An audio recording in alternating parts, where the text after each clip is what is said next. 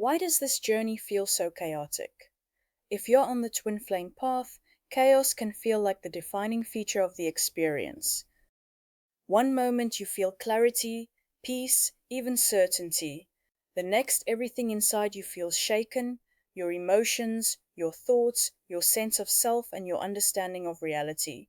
This isn't because you're doing something wrong, it's because the twin flame journey is not designed to create comfort for the ego, it is designed to dismantle it. The chaos arises because this connection activates parts of you that have been dormant or carefully protected for most of your life. When your twin flame enters your awareness, they don't gently knock on the door of your psyche, they blow it open. Old emotional patterns, unhealed wounds, suppressed fears, and long held beliefs about love, safety, and identity all rise to the surface at once. What feels like external chaos is actually internal reorganization. Your nervous system is learning something entirely new. For most of your life, you've been conditioned to find stability through control, understanding, predicting outcomes, defining relationships, and managing emotions. The twin flame dynamic removes those familiar anchors. You can't control the connection. You can't logic your way through it. You can't make it behave like a normal relationship. This creates panic for the mind, which thrives on structure and certainty. When the mind loses its grip, it labels the experience as chaotic. But from the soul's perspective, nothing is out of order. The chaos is a byproduct of contradiction.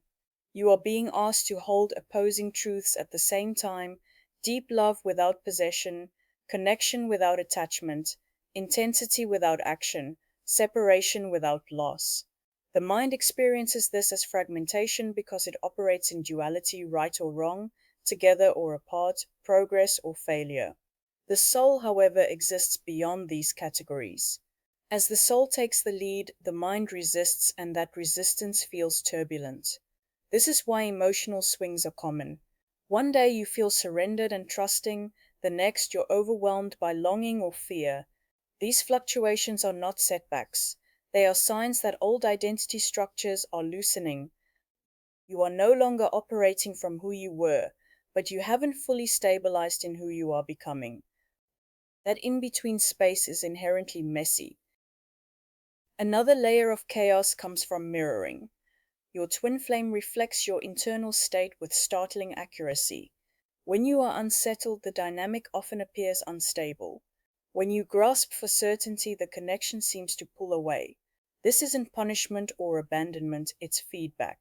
The journey responds to your inner alignment, not your intentions. What brings relief is understanding that chaos is not something to fix. It's something to move through. The more you try to stabilize the journey externally, through answers, reassurance, or control, the more disordered it feels.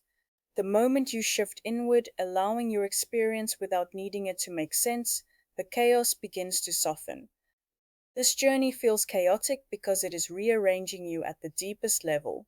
And while the mind may call that disorder, the soul recognizes it as necessary transformation.